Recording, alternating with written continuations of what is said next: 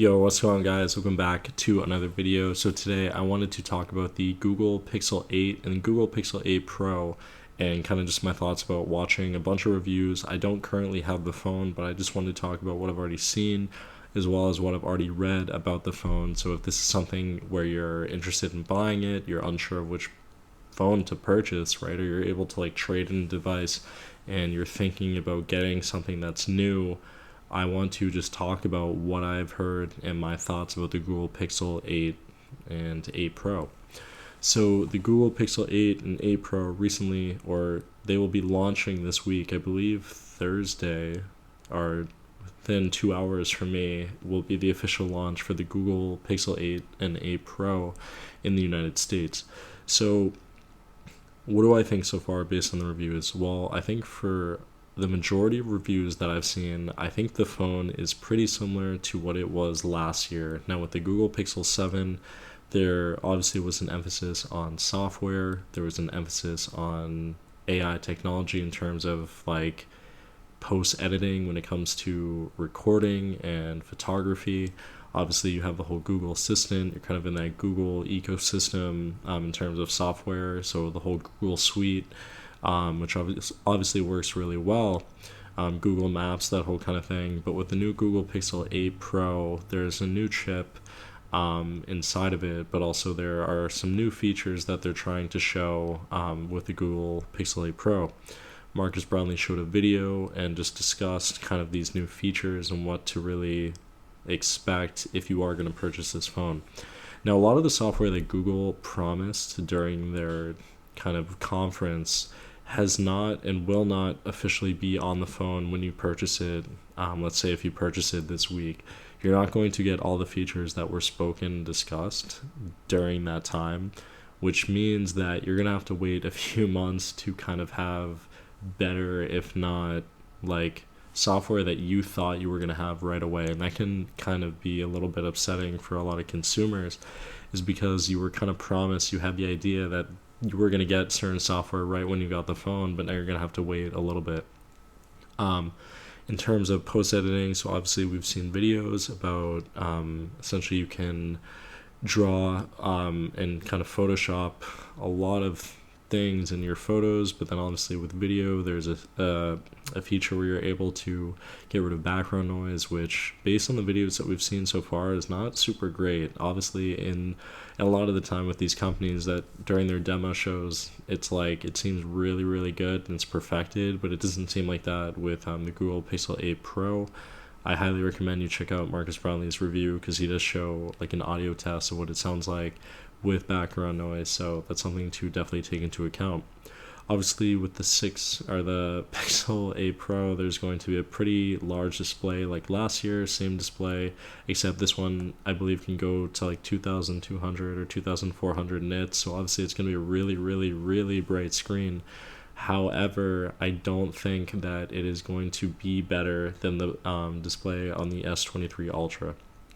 So the price tag obviously went up $100 per each model. So I believe the Pixel 8 Pro is selling for $999, and I believe the Pixel 8 is selling for $799, or maybe I'm wrong. Don't fact check me on that. But for a phone to go up $100 and to kind of not really have any major design changes, I mean, obviously on the back of the camera, it essentially went from two separate like holes now being kind of a joint one, like you see that pill on the iPhone 14 Pro and up. So obviously that is a big change. However, not to most people, right? Most people I don't think are really going to care about that being different. So back to the question of do I think that it's worth getting the Google Pixel 8 Pro? To be honest, no, I don't think so. I think it is currently one of those phones that I think is still trying to be perfected, and I think the Google model of the whole Pixel series is software, and if the software is not perfected yet, I don't think that is worth justifying to purchase a phone. Now, I do think the Pixel is a great phone itself, I really do, but I don't think that it beats other phones on the market. I think currently right now the top phones that are out there are the iPhone 15 Pro Max and the S23 Ultra. I think those are really like the top competitors right now in terms of phones. And then you kind of get into these different categories of like the flips. So you have the Flip 5, then you have the Motorola 5, the Flip, and then you have the Pixel Fold, you have the Galaxy Fold. So you kind of get into these like weird markets, and then obviously you have some other phones that aren't really accessible to a lot of people in the United States, but more into other countries as well. So if you're thinking about purchasing a phone, what I would recommend is what is something that really matters to you. If you think about and like just picture yourself daily, right? What is something that matters to you? Are you someone who loves watching YouTube videos? Are you someone who loves just watching movies or streaming, right? You probably want a bigger display. Are you someone who prefers to create content, so you want to record yourself, right? Maybe you would look into possibly getting the Pixel Flip or the Flip or the Fold. That way you could see yourself and use those better cameras while you're recording. Are you someone who wants performance, right? So maybe the S23 Ultra, the iPhone 15 Pro Max, right? So you have to look at like what you really want as a consumer and what are some of your biggest things. And I just think in terms of the Pixel Pro and just Pixel, it's like those are for consumers that I think are focused more on software, specifically custom tailored to Google, which is fine. I think there's a really large market for that. However, I don't think it's fully perfected, and that's kind of my thoughts too with the whole like Flip and Fold, is that kind of they're still in these like beta phases where I feel like they're still being perfected and getting better. But then there's phones that are already solidified and out there that you know you're going to have great reliability, great battery, great performance, and will last a really long time when you're looking at models like the 15 Pro, 15 Pro Max, the S23 Ultra, the S23 models. So no, I don't think you should purchase the Pixel Pro, just my opinion. But again, if you are someone who has a Pixel device, please comment down below what your experience is like. I'm personally going to be picking up the S23 Ultra tomorrow, so that will be my second time owning the device because of my whole issue with T-Mobile. So I'm excited to have that phone back.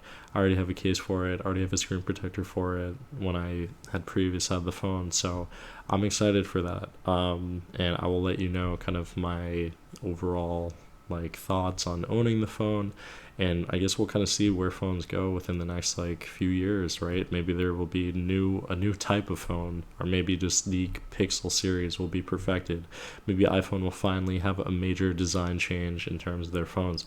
Maybe the S23 or S series will have a much different capability. Who knows? But what's nice is that there are constantly new phones that are being developed by these companies, so that's always something to be really grateful about. If you are someone who loves technology and just kind of wants like either the best of the best or just performance, whatever you're really looking for as a consumer. So thank you guys so much for watching. I really appreciate it. I'll see you guys in the next video. Peace out. Bye.